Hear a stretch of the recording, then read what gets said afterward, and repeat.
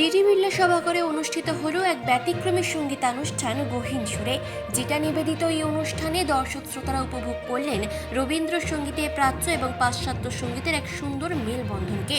এই অনুষ্ঠানের প্রথমার্ধে রাগ নির্ভর রবীন্দ্র গান এবং দ্বিতীয়ার্ধে পাশ্চাত্য ধ্রুপদী সঙ্গীতের সাথে ভারতীয় শাস্ত্রীয় সঙ্গীতের ফিউশন দর্শকদের মন জয় করে নেয়। এদিন শ্রাবণী সেন, প্রবুদ্ধ রাহা এবং পৌলমী মজুমদারের সুকণ্ঠের জাদুতে মুগ্ধ হন শ্রোতারা। অনুষ্ঠানে প্রবুদ্ধ রাহা এবং পৌলমী মজুমদার তাদের নিজস্ব বক্তব্য রাখেন। তাছাড়াও জয় নন্দী, সুরজিৎ দাস, কৌশিক মুখার্জি, দেবায়ন মজুমদার এবং সৌমিত্র সেনগুপ্ত তাদের বাদ্যযন্ত্রের মায়াবী স্পর্শে অনুষ্ঠানটিকে আরও প্রাণবন্ত করে তোলেন। গহীন সুরে অনুষ্ঠানটি সত্যি সঙ্গীত প্রেমীদের জন্য এক অসাধারণ অভিজ্ঞতা তৈরি করেছে।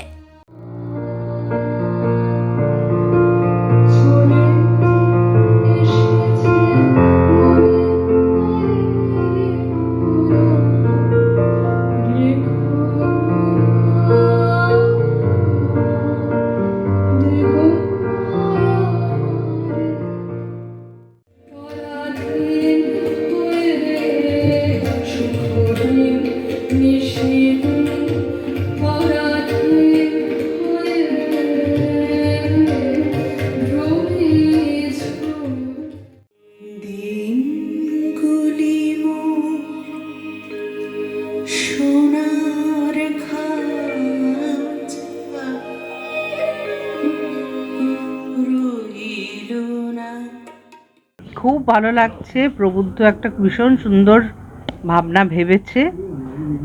একটা হাফ পিয়ানোর সঙ্গে হবে, আর একটা হাফ এসরাজ, শরৎ আর তবলার সঙ্গে হবে।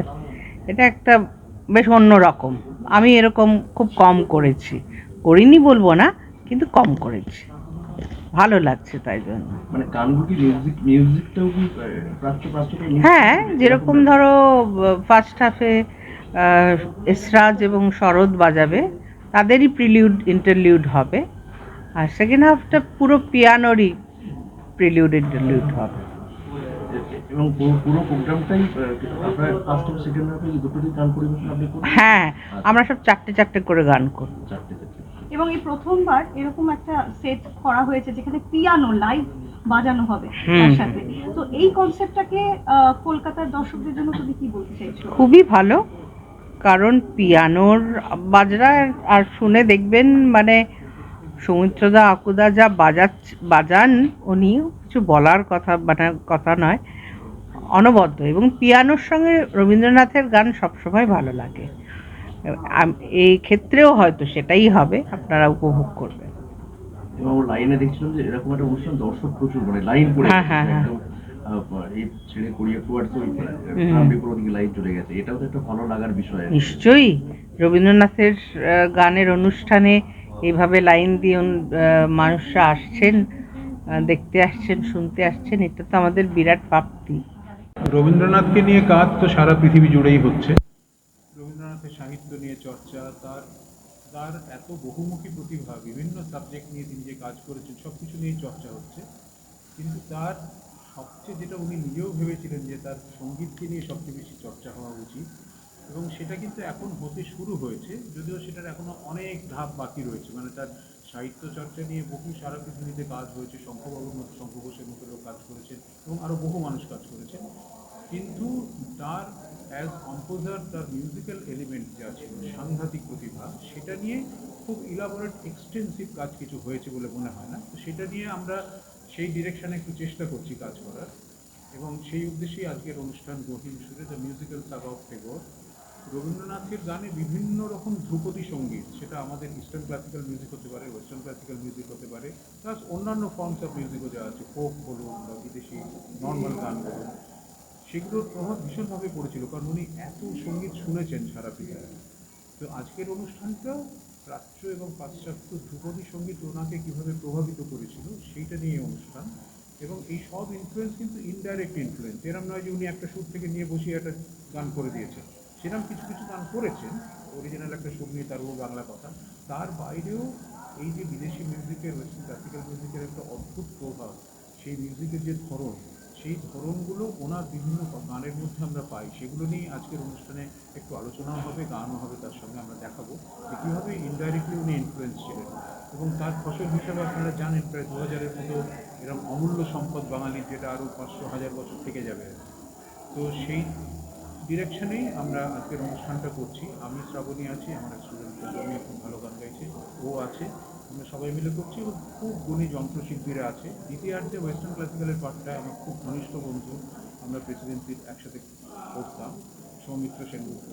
ও বেসিক্যালি একজন সায়েন্টিস্ট কিন্তু অসাধারণ একজন পিয়ানিস্ট। রবীন্দ্রসঙ্গীতের অনুষ্ঠান মনে করা তো একটাই, গুরুদেবকে স্মরণ করা। আর যতবার আমরা ওনাকে স্মরণ করে গাইতে পারবো নিজেদের জীবনী শক্তি বাড়বে। তো চেষ্টা তো সেইটাই চেষ্টা। ধ্রুপদীর সাথে রবীন্দ্রসঙ্গীতের মেলবন্ধনের ব্যাপারে কি বলবেন? দেখুন, রবীন্দ্র গানে তো ইস্টার্ন ক্লাসিক্যাল, ওয়েস্টার্ন ক্লাসিক্যালের ভীষণই একটা সাটেল ইনফ্লুয়েন্স আছে। তো সেইটা কিভাবে আছে সেগুলো আমরা চেষ্টা করবো আজকে একটু হলেও ছুঁয়ে যেতে, যে প্রাচ্য এবং পাশ্চাত্য সঙ্গীতের যেরকম প্রভাব আছে সেটা একটু একটু করে বোঝানো।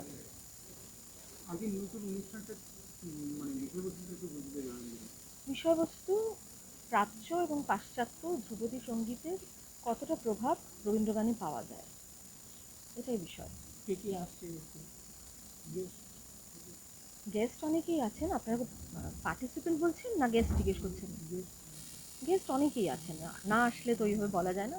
আসুন, দেখছেন তো দেখতে পাবো আমরা। যেহেতু প্রাচ্য আর পাশ্চাত্য সঙ্গীতের মেলবন্ধন এক জায়গায় হচ্ছে, সেখানে কি দর্শক আসলে আমরা আমাদের দেশীয় দর্শক ছাড়া কি বিদেশি দর্শকদেরও দেখতে পাবো? সেটা দর্শক আসনে কারা আসবেন, সেটা টিকিট কেটে যারা আসছেন সেটা তো আমরা দেখতে পাই না ওইভাবে। তো এলে নিশ্চয়ই দেখতে পাবো, তাদের তো ইন্টারেস্ট পাওয়ার কথা, বিকজ পিয়ানো যখন থাকবে একটা আলাদা সাউন্ডস্কেপ হবে। তো তো সেটা তো দেখা যাবে, এলে বুঝবো দর্শকে কারা আছেন। আমার নাম পৌলমী মজুমদার। বালিগঞ্জ জিডি বিড়লা সভাঘর থেকে শুভ ঘোষের রিপোর্ট, চেতনা বার্তা। জেগে থাকে, জাগিয়ে রাখে।